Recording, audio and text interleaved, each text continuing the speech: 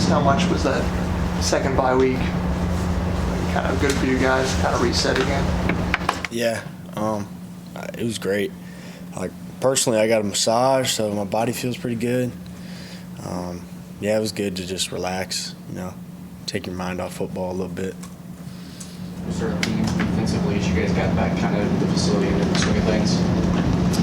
Yeah, I think one thing we've emphasized really is taking the ball away, like especially during practice, just like against our scout team guys. That second guy, third guy in there to wrap up, just punch at the ball, rip it out. That's definitely been a big thing for sure. Is it more physical practices in that sense, or? No, I'd say it's the same, but just more emphasis on it.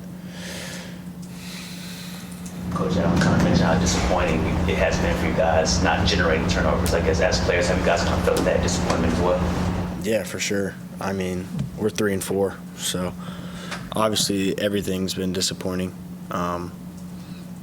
But yeah, definitely, because takeaways are our way to impact the game defensively and just provide momentum for the offense. Yeah.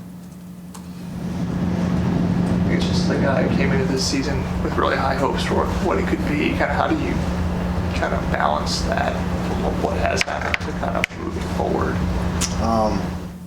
I just think perspective and then gratitude. Like, I've dreamt of being here since I was a kid. I have a picture of me when I was like 6 years old, standing by the rock. And now I'm here. And yeah, I've poured everything I had into this season, into the off season, into getting to where we want to go. And sometimes you just don't get the results you want. But that's life. I mean, Steve Jobs, it took him 10 years to make an iPhone, right? Something like that. It's the same thing. That's a lot. That's a lot hard. He went through 10 years of disappointment. We've gone through 3-4 months, whatever it's been. But yeah, I just think perspective on how many people would love to be standing at this stand right now, giving an interview representing Clemson, and then just a deeper appreciation of where I am and where I've come from. Yeah. Is that kind of a message that you get from Coach Sweeney, or do you come to that yourself, or like how did you kind of? Actually, my girlfriend just texted me earlier this morning. It was a long message, but that was the basis of it. Like, I have 5 weeks left here. I have 5 weeks left of my brother being my neighbor, living across the street. I have 5 weeks left of having roommates and dancing in the locker room after practice. And so just appreciating that.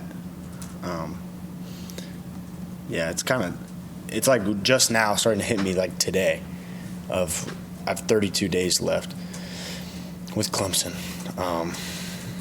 So yeah, just being appreciative of where I am and just leaving it all out there. No regret. Did you learn anything new about yourself going through this rough patch of the season?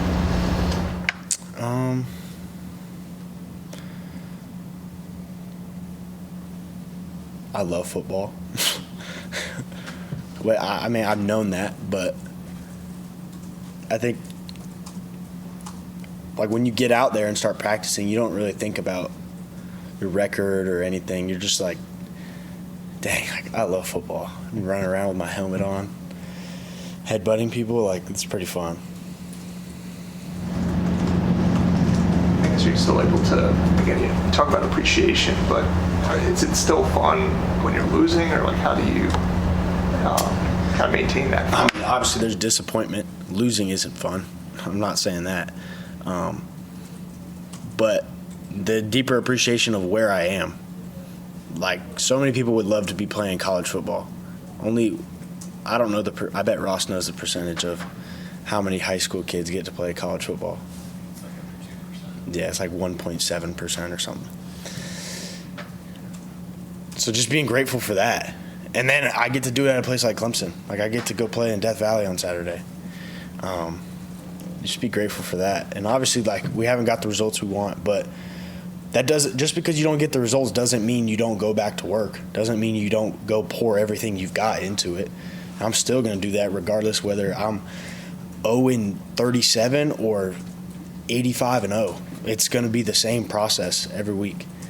A lot of times results, this is from Nick Saban, results are, I'm pretty sure he said, results are just a distraction. It's the process that really matters.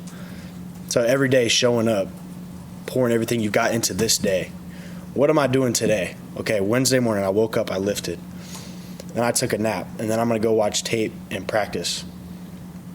What am I doing every single day contributing to that process? What happens on the weekend is just a distraction. It's about what I do every single day. Yeah. Is that come across the Nick Saban thing yourself or someone sent that? Yeah, it was just on YouTube, so I clicked on it. I was like, dang, that's good. Yeah, you talk about playing in Death Valley. Like, how much is there like a hunger, considering all the losses that have piled up at home, just to get a win there, kind of reverse that trend? Yeah, I mean, we want to win every week. It don't matter where we play or who we play. We just want to win.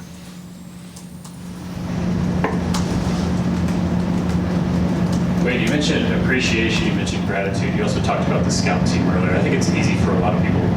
They really don't see the scout team. It's not a lot of names they know that they think about. I mean, how valuable is it having guys like that to really give you the look that you guys need? And what is the true value of scout team and the players who comprise it? I mean, they're the unsung heroes. They get beat up just as bad as we get beat up, and they don't get the special treatment. They don't get limited reps and stuff like that because of their bodies hurt. And then you just get no glory.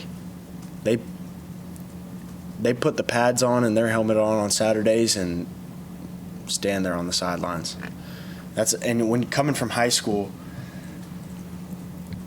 where you're the guy, and then you come to Clemson and you're getting body slammed by defensive linemen, it's a very humbling feeling.